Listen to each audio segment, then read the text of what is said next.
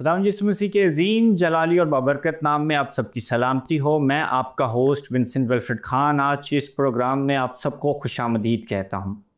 ناظرین، جیسا کہ آپ سب کے علم میں ہے کہ ہم نے ایک سلسلے کا آغاز کیا تھا جس میں ہم سلسلہ وار بائبل کی تمام کتابوں کا بغور مطالعہ کرتے ہیں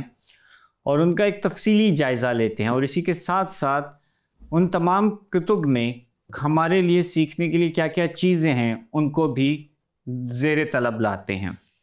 اسی سلسلے کو آگے بڑھاتے ہوئے آج ہم جو ہیں وہ تواریخ کی کتابوں کا جائزہ لیں گے،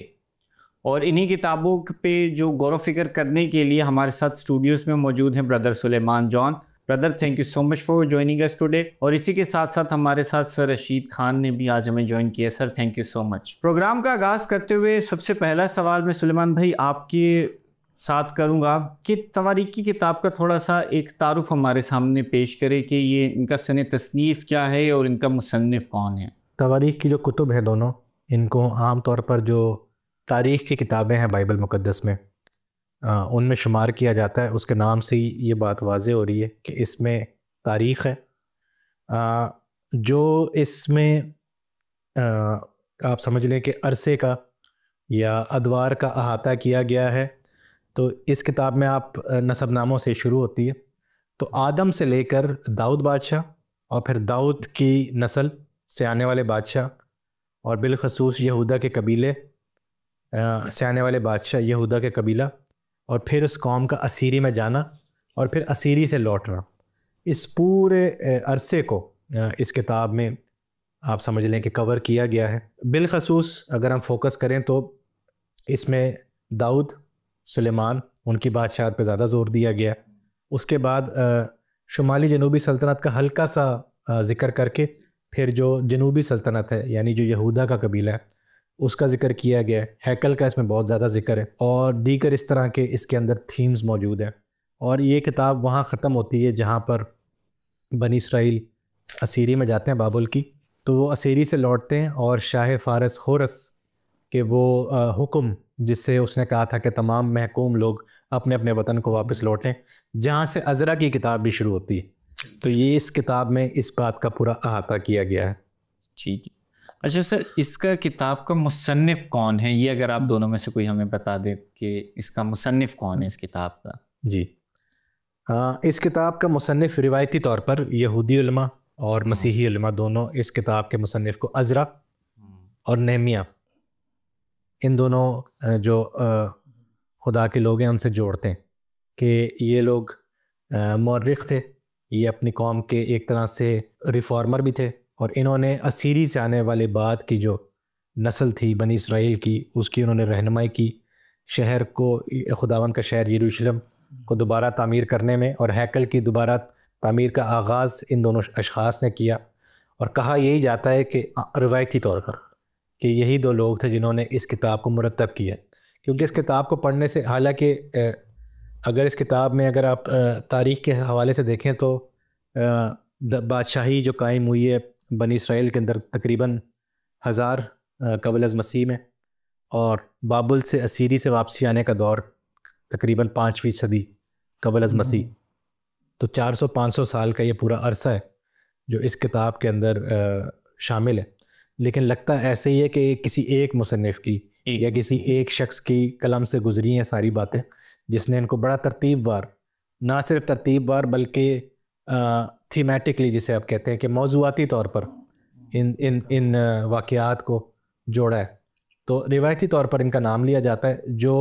ببلیکل سکولرز ہیں، جو کہ ٹیکسچول کرٹیکل سکولرز ہیں، وہ صرف اور صرف اس کو ایک گمنام مورخ کہتے ہیں، کرونیکلر، یعنی کرونیکلز کی کتاب ہے تو اس کو لکھنے والا کرونیکلر یا مورخ ایک شخص ہے، تو اس کا نام کسی حتمی طور پر بتانا مشکل ہے۔ لیکن ہم یہ ضرور کہہ سکتے ہیں کہ بابل کی اسیری کے بعد یہ کتاب جو ہے وہ مرتب ہوئی ہے، تو اس زمانے کے لوگ اس پس منظر سے، اور یہ ہمارے آگے جا کے یہ ہماری گفتگو کا موضوع بنے گا کہ پس منظر یہی ہے کہ یہودا کا قبیلہ، واحد قبیلہ 12 میں سے جو بچا، جو کہ بابل کی اسیری سے واپس اپنے وطن کو لوٹا، اور وہ ایک نئی امید کے ساتھ اپنی قوم کا آغاز کر رہے، تو اسی پس منظر میں کتاب لکھی گئی ہے۔ بے شک لکھی گئی ہے یہ آدم سے لے کر داؤد اور اس کی نسل تک ہے، اس کی نسل تک، لیکن لکھی گئی ہے یہ آپ سمجھ لیں کہ جسے ہم بادی النظر کہتے ہیں یا تاریخی پس منظر سے لکھی گئی ہے ان لوگوں کی جو اس نسل سے بلانگ کرتے ہیں، جو لوگ اسیری میں گئے اور جو لوگ اسیری سے واپس لوٹے، تو اس پس منظر سے. تو اس کا سن تصنیف بھی آپ اسیری کے بعد 5ویں 6 صدی قبل از مسیح، اور اس کے جو مصنفین ہیں وہ اسی نسل میں سے جو آئے ہیں. روایتی طور پر عزرا اور نیمیا کا نام ہمیں دیا جاتا ہے. اسی کے ساتھ ساتھ میں آپ سے ایک اور سوال یہ کرنا چاہوں گا کہ یہ جو ہم پورا تھیم آپ نے ابھی بات کی کہ اس کے اندر ایک پیٹرن، ایک تھیم فالو ہو رہا ہے تواریخ کی کتاب میں، اور بلکہ یہ جو تینوں کتابیں ہیں کہ سیمویل ہے، پہلا سیمویل، دوسرا سیمویل، پہلا سلاطین، دوسرا سلاطین، اور اس کے بعد تواریخ جو ہیں، تو ان کی جو پوری ایک تھیم فالو ہو رہی ہے. تو جو پہلی 2 کتابیں، پہلا سیمویل، دوسرا سیمویل، اور پہلا سلاطین اور دوسرا سلاطین، تو ان کے رائٹرز کے بارے میں کیا ہمیں معلوم ہے یا وہ بھی کوئی گمنام مورخین ہی ہیں؟ جی، اس کے میں 2 جواب دینا چاہوں گا، اور یہ ہم پہلے پروگرامز میں ڈسکس کر چکے ہیں لیکن ان کی دہرائی کے طور پر. پہلی بات یہ کہ یہ کتب ہیں لیکن ان کتب کے پیچھے بھی کچھ سورسز ہوتی ہیں.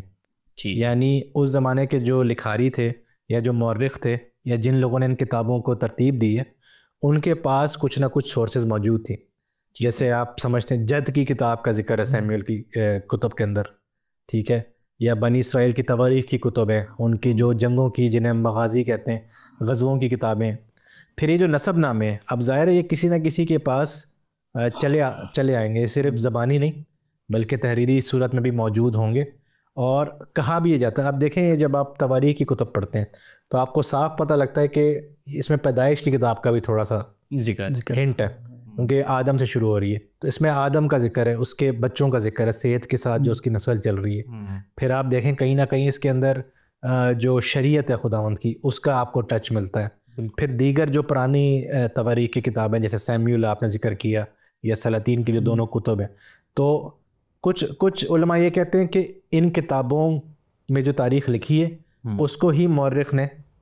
ایک فرق طریقے سے یا یہودا کے قبیلے کے پس منظر سے بیان کی ہے. کچھ لوگ کہتے ہیں یہ کتابیں اکٹھی لکھی گئی ہیں اور ان کے پیچھے وہ تمام واقعات، وہ کہانیاں جو بنی اسرائیل قوم میں سینہ بسینہ بھی اور تحریری طور پر بھی چلی آ رہی. تو اس میں مصنفین کی بات کرنے سے پہلے میں بات کرنا چاہوں گا سورسز کی. تو کوئی نہ کوئی ان کتابوں کے پیچھے بھی سورسز ہیں. اب وہ اس پہ ظاہر سی بات علماء کی بحث ہوتی ہے کہ وہ سورسز کیا ہیں، کیونکہ یہ کام ہے علمی اور یہ ریکنسٹرکشن کا کام ہے، کیونکہ آپ الٹ جا رہے ہیں، آپ تحریر سے اس کے پیچھے اس کی جو بنیادیں ہیں اس کی طرف جا رہے ہیں. ایک تو یہ علمی گفتگو ہے. دوسری بات یہ ہے کہ جو جہاں تک بائبل کے مصنفین کی بات ہے تو ہم جو ہے وہ ہم سمجھتے ہیں کہ لکھاری، یعنی کہ جن لوگوں کا نام ان کتابوں کے ساتھ موجود ہے وہ لکھاری ہیں. وہ لکھاری نہیں ہیں بلکہ ان کے نام کی جو اتھارٹی ہے، ان کا جو منصب ہے، اس سے کتاب منسوب ہے. تو سیمویل نبی جو تھا وہ آپ سمجھیں کہ وہ اس بادشاہی دور کا جو تھا وہ اہم کردار ہے، یا جو وہ واحد نبی اس دور میں خداوند کی آواز جو بنتا تھا. تو وہ پورا جو واقعہ ہے داؤد کے چناؤ کا، ساؤل کی بادشاہی کا، وہ پورا واقعہ اس کے نام سے منسوب ہے. ضروری نہیں کہ سیمویل نے بیٹھ کے اس کو تحریر کیا ہے. اور یہ بائبل کی تاریخ میں یہ عام سی بات ہے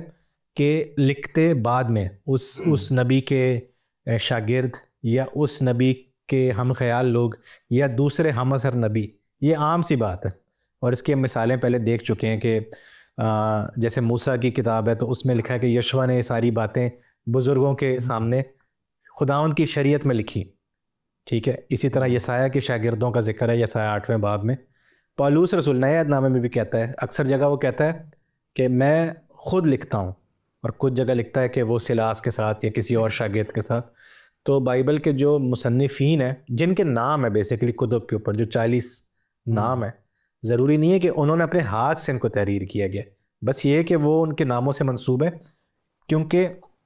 موضوعاتی طور پر اور تاریخی طور پر وہ لوگ اہم ہیں جو بائبل کا جو تاریخی احاطہ ہے یا بائبل میں جو نجات کی کہانی ہے اس میں ان کے کردار کے حوالے سے. موسیٰ کی شریعت، داؤد کے زبور، حالانکہ داؤد کے علاوہ بھی بہت سارے مزمور لکھنے والے تھے لیکن وہ کتاب داؤد کی،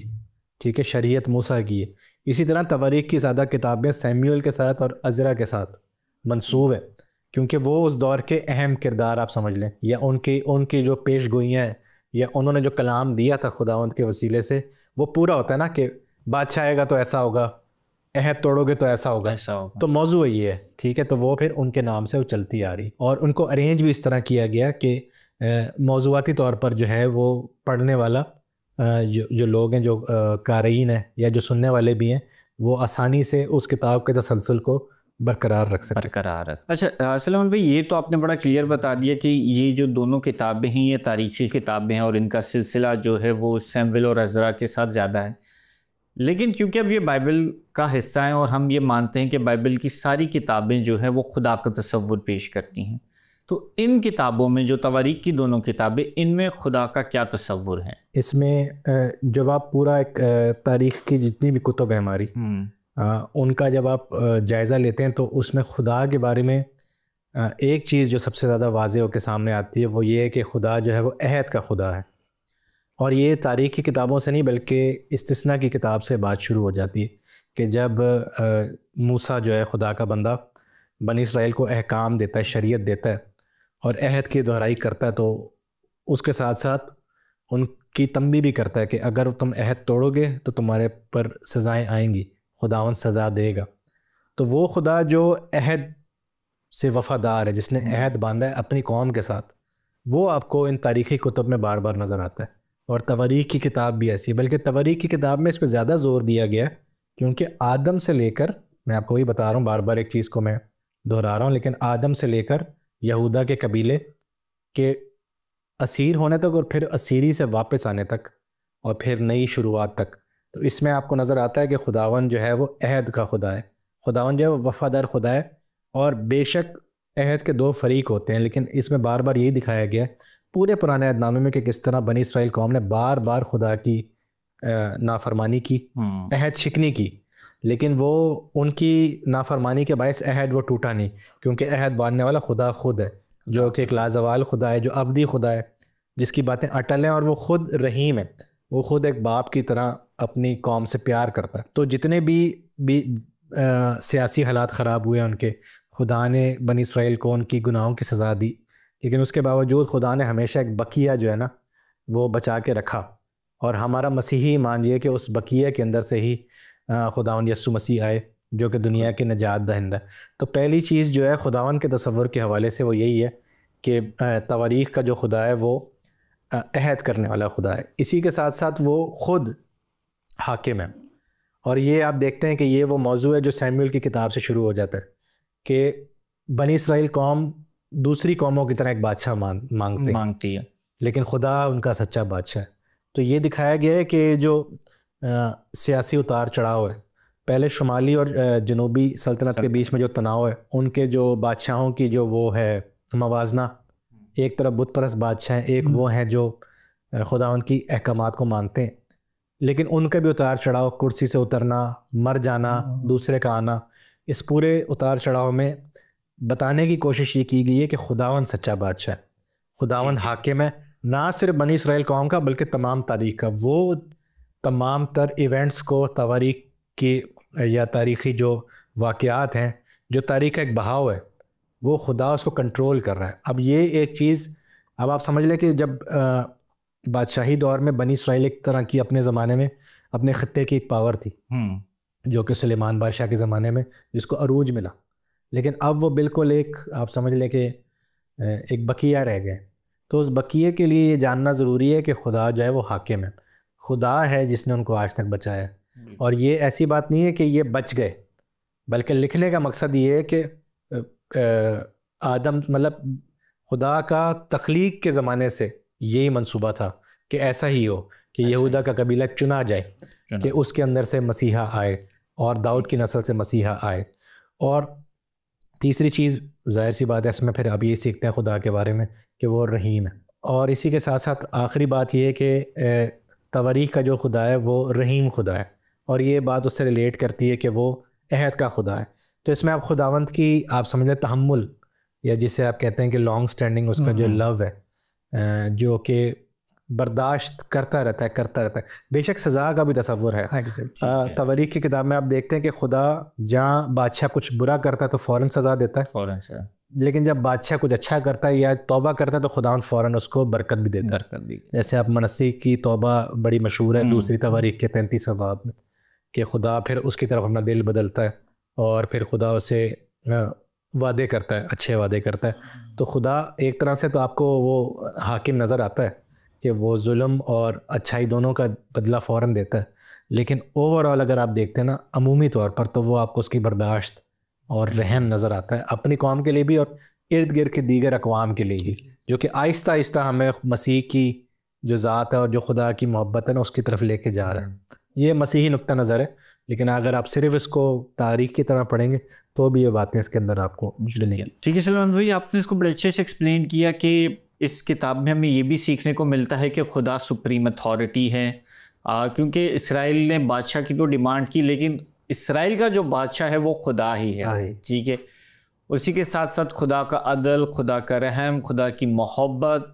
یہ ساری کوالٹیز بھی ہمیں ساتھ ہی ساتھ نظر آتی ہے. اور آپ نے اسی بیچ میں ایک ذکر کیا تھا کہ داؤد کی نسل سے ہی نجات نکلے گی، تو بیٹے کا بھی ذکر یہاں پہ آتا ہے. تو پھر اسی سلسلے میں اس کتاب میں سے ہم تثلیث کو کس طریقے سے سیکھ سکتے ہیں، یا تثلیث کے بارے میں تواریخ کی کتاب ہمیں کیا سکھاتی ہیں؟ ہاں جی، اور آپ نے بڑا اچھا اس کو جوڑا ہے. اور داؤد جو ہے نا وہ مین کردار ہے تواریخ کی دونوں کتب کا. داؤد کی جو بادشاہی ہے، بے شک سلیمان کو بھی وقت دیا گیا، لیکن سلیمان کو بھی داؤد کی نسبت سے کہ داؤد سے ہی خدا کا وعدہ تھا. اور یہ وعدہ آپ کو ملتا ہے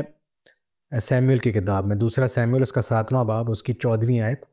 جہاں خدا جو ہے وہ داؤد کو ایک اولاد کا وعدہ دیتا ہے جو تیری تخت کی وارث بنے گا اور تیرا تخت دائمی تخت ہوگا. اور پھر خدا اس کو کہتا ہے لیکن وہ تیرا نہیں، وہ میرا بیٹا کہلائے گا. ٹھیک ہے. اور اس وقت سیموئل کی کتاب کو پڑھتے وقت ہم نے اس بات کو ڈسکس کیا تھا کہ یہ جو مسیحی عقائد کے اندر خدا کے بیٹے کا تصور ہے، ابدی بیٹے کا، وہ کوئی بعد میں یا فلسفے سے نہیں آیا، بلکہ وہ آپ کے پرانے عہد نامے سے، ہیبرو بائبل کے اندر سے جو بائبلی لفظ ہے کہ بیٹا تو وہ داؤد کا ہے، لیکن خدا اس کو کہتا ہے کہ یہ میرا بیٹا کہلائے گا. اور اسی پیش گوئی کو آگے جا کے عبرانیوں کا مصنف مسیح پر لاگو کرتے ہوئے کہتا ہے کہ کس فرشتے کو خدا نے کہا تھا کہ تو میرا بیٹا کہلائے گا. اسی بات کو تواریخ کی کتاب میں بھی دہرایا گیا ہے، پہلی تواریخ اس کا 17واں باب اور اس کی 12ویں سے 14ویں آیت. اور یہاں بھی خدا کا وعدہ ہے داؤد کے ساتھ کہ اس کی جو سلطنت ہوگی یا جو اس کا تخت ہوگا وہ ابدی ہوگا، یعنی وہ کبھی ختم نہ ہوگا. اور یہ بات خدا نے اس وقت وعدہ کیا اپنی قوم کو جب ان کو نظر آ رہا تھا کہ ان کی آپ سمجھ لیں بربادی ان کے سر پر ہے، یا ایک طرح سے انہوں نے مزہ چکھا ہے اس بربادی کا جب وہ اسیر ہو گئے، ایک طرح سے وہ مردوں میں سے زندہ ہوئے ہیں. ایک طرح سے وہ پوری قوم اسیری میں گئی اور واپس آئی، لیکن ان کا وعدہ، خدا کا وعدہ کیا تھا کہ داؤد کی نسل سے ہی ایک وہ آئے گا. اب اس کے اندر آپ دونوں چیزیں دیکھتے ہیں، ایک تو یہ کہ پدرانہ جو اس کا پہلو ہے، ٹھیک ہے، کہ باپ اور بیٹے کا، جو کہ ہم تثلیث میں واضح ہمارا ایک تعلیم ہے. اور پھر یہ کہ مسیح بطور حقیقی بادشاہ اور مسیح بطور ابن داؤد، کیونکہ ابن داؤد کا لفظ یا لقب جو ہے وہ مسیح کے لیے بہت بار آیا ہے نئے عہد نامے میں، اور اس کا مطلب وہی ہوتا ہے، اس کا مطلب مسیحا ہی ہوتا ہے، اس کا مطلب خداوند ہی ہوتا ہے، اس کا مطلب خدا کا بیٹا ہی ہوتا ہے، کیونکہ ابن داؤد جو ہے اس کو وعدہ ہے خدا کا کہ وہ میرا بیٹا کہلائے گا. تو مسیح کے بارے میں لکھا گیا ہے متی کی انجیل میں پہلے باب میں کہ وہ اپنے باپ داؤد کے تخت پر حکومت کرے گا. ٹھیک ہے، تو اور پھر رومیو کے خط کے بالکل شروع میں وہ کہتا ہے کہ داؤد کی نسل سے، جسم کی نسبت سے وہ داؤد کی نسل سے. اور علماء یہ کہتے ہیں کہ یہ عقیدہ جو ہے یا یہ جو فیتھ ہے کہ مسیح ابن داؤد ہے، یہ ارلی چرچ یعنی ابتدائی کلیسے سے چلا آ رہا ہے، یعنی کہ جب پولس نے لکھا بھی نہیں تھا اس سے پہلے سے چلا آ رہا ہے. اور یہ حیرانی کی بات ہے کہ جو ابتدائی کلیسیا تھی وہ بہت جلدی یہودی سے یونانی بن گئی تھی. یہودی جو لوگ تھے وہ کم مسیح پر ایمان لائے اور دیگر اقوام زیادہ لائیں، لیکن وہ دیگر اقوام بھی لائیں تو وہ اس کو ابن داؤد ہی کہہ رہی ہیں، اور آج ہم بھی اس کو ابن داؤد کہہ رہے ہیں. حالانکہ بظاہر ہمارا تو کوئی بنی اسرائیل قوم سے بظاہر تو کوئی تعلق نہیں ہے، نہ یہ وعدہ ہم سے کیا گیا ہے ابن داؤد والا، یہ تو بنی اسرائیل سے کیا گیا. بنی اسرائیل اور سلطنت جو ہے یا جو یہ جو سیاسی الفاظ ہیں تخت کے، سلطنت کے، یہ ان سے کیے گئے، یہ ان کے لیے ریلیونٹ تھے اس زمانے میں جب ان کو ضرورت تھی اس پیش گوئی کی. لیکن آج بین الاقوامی طور پر مسیحی لوگ جب یسوع مسیح کا ذکر کرتے ہیں تو وہاں ساتھ میں داؤد کا ذکر کرتے ہیں، لیکن اب الٹ ہے، یعنی پرانے عہد نامے میں مسیحا یا خدا کے بیٹے کی نسبت داؤد سے، لیکن اب ہم داؤد کو یاد کرتے ہیں یسوع کی نسبت سے. تو یسوع اہم ہے تو اس کی اس کا جو باپ ہے یعنی اس کا جو اینسیسٹر جسے ہم کہتے ہیں داؤد، ابھی کرسمس کا وقت آئے گا تو یہ ابن داؤد کی باتیں شروع ہوں گی، داؤد کا لفظ بار بار آئے گا، تو یہ ایک واضح وہ ہے کیا کہتے ہیں مثال، یا آپ سمجھ لیں کہ اصطلاح، یا آپ سمجھ لیں کہ جسے ٹائپولوجی ہم کہتے ہیں تواریخ کی کتاب میں، کہ کس طرح سے ہم مسیحی لوگ اس کو پڑھ کر اس کا تعلق اپنے منجی کے ساتھ جوڑتے ہیں۔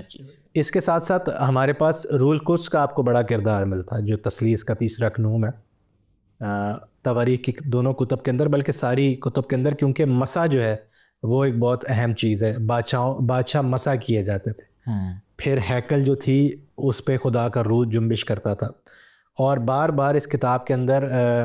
جو شرعی قسم کی عبادت ہے لیکن اس کے اندر خداوند کی معموری، اس کے لیے آپ پڑھ بھی سکتے ہیں پہلی تواریخ اس کا 25واں باب اور اس کی ابتدائی جو چند آیتیں جس میں لکھا ہے کہ وہ روح کی معموری کے ساتھ کس طرح عبادت ہوا کرتی تھی اس زمانے میں بھی۔ یہ کوئی مسیحی مطلب کہ آج کے دور کی بات نہیں ہے، شروع وقت سے خدا کا روح جو تھا وہ لوگوں کو ابھارتا تھا، پھر اسی طرح خدا کا روح جو تھا وہ نبیوں کو ابھارتا تھا اسی کتاب میں، اور بادشاہوں کو بھی، یعنی کہ داؤد جو ہے وہ خدا سے براہ راست روح القدس کے ذریعے الہام لیتا ہے۔ پہلی تواریخ اس کے 28ویں باب کی 19ویں آیت میں ہم یہ پڑھ سکتے ہیں۔ تو روح القدس کا بھی آپ کو ذکر ملتا ہے، اور آپ کو بطور داؤد کے مسیحا کا ایک آپ کو تشبیہ اس کی ملتی۔ اور اس کے علاوہ ایک تیسری چیز بڑی اہم ہے تواریخ کی کتاب میں شو ختم ہونے سے پہلے اس کا ذکر کروں کہ جو ہیکل ہے، ہیکل کی جو مرکزیت ہے، یعنی ہیکل کا خداوند کے شہر یروشلم میں بننا، اس کا مسا کیا جانا، اس کا مخصوص ہونا، اور پھر وہاں پر عبادت ہونا، خدا کا اپنے لوگوں سے ملنا، یہ بہت ضروری ہے، کیونکہ یہ بھی مسیح کے ساتھ ایک لنک بناتی ہے، کیونکہ مسیح نے خود کے لیے کہا تھا کہ تم اس ہیکل کو ڈھاؤ تو میں اس کو تیسرے دن کھڑا کروں گا، یہ یوحنا کی انجیل اس کے 2 باب۔ تو نئے عہد نامے میں اور مسیحی ایمان کے مطابق یسوع مسیح جو ہے نا وہ حقیقی ہیکل ہے۔ ہیکل یعنی وہ جگہ جہاں خدا اور انسان ملتے ہیں۔ تو پرانے عہد نامے میں یا تواریخ کی کتاب میں یہ سلیمان کی بنائی ہوئی ہیکل تھی، جہاں پر جس کو خدا نے رکھا تھا نہ صرف بنی اسرائیل کے لیے بلکہ تمام قوموں کے لیے۔ تو نئے عہد نامے میں جو ہے وہ مسیح وہ ہیکل ہے، اسی لیے اس نے کہا کہ اس ہیکل کو تم ڈھا دو تو میں اس کو پھر اٹھاؤں گا۔ ٹھیک ہے سلیمان بھائی، آپ نے اس کو بڑے اچھے طریقے سے ایکسپلین کیا، اور یہ جو آپ نے بات کی خدا اور انسان کے ملاپ والی، تو یہ ملاپ میرے خیال سے میں تواریخ کی کتاب میں بھی نظر آتا ہے ہیکل کے حوالے سے، کہ جب ہیکل کی تقدیس کا وقت آیا اور خدا نے سلیمان سے بات کی کہ تب اگر میرے لوگ جو خاکسار بن کے دعا کرے، اور اسپیسیفکلی کہا گیا کہ جو لوگ ہیکل کی طرف رک کر کے دعا کریں گے تو خدا ان کی سنے گا۔ تو یہ جو ملاپ والی بات ہے اس کو آپ تھوڑا سا مزید ایکسپلین کر سکتے ہیں؟ جی بالکل، اور آپ نے اس کو بہت صحیح طریقے سے اس کو سمجھا اس بات کو کہ خدا اور انسان کا جو ملاپ ہے وہی تھیم ہے، یا وہی ایک بڑا موضوع ہے بائبل مقدس کا، اور یہ جو آپ سمجھ لیں کہ ایک طرح سے دراڑ جو ہے خدا اور انسان کے رشتے کی، اس کی ایک بہت بڑی وجہ جو ہے وہ گناہ ہے۔ اب پرانے عہد نامے میں گناہ جو ہے نا اس کا مطلب ہے شرعی گناہ، یعنی خدا نے ایک واضح حکم دیے اور اس کی خلاف ورزی کی گئی ہے۔ ظاہر نئے عہد نامے میں جب ہم آتے ہیں یا مسیحی الہیات میں ہم آتے ہیں تو پھر احساسات، جذبات، جسے آپ کہتے ہیں کہ نیت، ان چیزوں کو بھی گناہ کے ساتھ جوڑتے ہیں، پھر معاشرتی انصاف کو بھی ہم گناہ کے ساتھ جوڑتے ہیں۔ لیکن جہاں تک پرانے عہد نامے کی بات ہے اس میں بھی ساری باتیں موجود ضرور ہیں، لیکن ایک واضح خدا کے حکم تھے کہ یہ شریعت ہے، یہ میرا تمہارے ساتھ عہد ہے بنی اسرائیل قوم کے ساتھ، اور پھر انڈیویجولز کے ساتھ بھی، جیسے آدم کے ساتھ تھا، نوح کے ساتھ تھا، موسیٰ کے ساتھ تھا، کہ یہ میرے احکام ہیں، یہ میرے تقاضے ہیں، یہ میری برکتیں ہیں جو میں تمہیں دوں گا، اور یہ وہ سزائیں ہیں جو تمہیں ملیں گی اگر تم اس شریعت کو یا ان احکامات کو توڑتے ہو۔ تو وہ آپ دیکھتے ہیں کہ انسان بار بار توڑتا ہے، آدم سے لے کر بنی اسرائیل قوم تک وہ بار بار اس کو توڑتے ہیں، لیکن خدا جو ہے وہ ہر وقت سزا ان کو ضرور دیتا ہے، لیکن سزا ایسی نہیں دیتا کہ ان کی ہلاکت ہو جائے، بلکہ خدا ہمیشہ گنجائش چھوڑتا ہے کہ لوگوں کی توبہ تک نوبت پہنچے، اور جو لوگ توبہ کرتے ہیں خدا پھر ان کو بحال کرتا ہے۔ میں نے پہلے بھی ذکر کیا، میں دوبارہ دہراؤں گا کہ ناظرین بھی پڑھیں اس حوالے کو، دوسری تواریخ کا 33واں باب، جہاں پر منسی جو ہے وہ توبہ کرتا ہے خدا سے، اور وہ ایک طرح کا ٹرننگ پوائنٹ آتا ہے اس کہانی کے اندر کہ کس طرح خدا پھر جو ہے وہ رحم دکھاتا ہے۔ تو جہاں توبہ کی جاتی ہے، جہاں کھلے دل کے ساتھ یا پورے احساس کے ساتھ تو خدا معافی دیتا ہے، اور یہ چیز آگے جا کے ہمیں مسیح کی ذات میں نظر آتی ہے کہ ہر شخص کے لیے معافی ہے۔ اعمال کی کتاب اس کا 10واں باب اور اس کی 42 اور 43ویں آیت میں آپ پڑھیں گے کہ یہ وعدہ تم سب کے لیے، ٹھیک ہے، تمہارے لیے، تمہارے بچوں کے لیے، اور جو دور بھی رہتے ہیں ان کے لیے، کہ مسیح پر ایمان لاؤ تو تمہارے گناہ معاف کیے جائیں گے۔ تو آج بطور مسیحی ہم جس نجات کا ذکر کرتے ہیں کہ خدا سے جب ہم رحم کے طلب کرتے ہیں تو مسیح کے نام سے ہمیں معافی ملتی ہے، تو اس کا بھی ایک عکس آپ کو تواریخ کی کتب میں ملتا ہے۔ پرانے عہد نامے میں پورے میں ملتا ہے، لیکن یہاں پر آپ کو خاص طور پر ملتا ہے کہ خدا جو ہے وہ رحم کرتا ہے ان لوگوں پر جو اس کی طرف دیکھتے ہیں، جو بے شک وہ گنہگار ہوتے ہیں لیکن خدا جو ہے انہیں معاف کرتا ہے۔ اور یہی مسیحیت کی ایک خاص تعلیم ہے کہ سب لوگوں کے لیے معافی موجود ہے مسیح کی ذات میں، مسیح کے نام سے اور مسیح کے لہو کے ذریعے۔ تو اس کا بھی آپ ایک سمجھ لیں ایک مثال آپ کو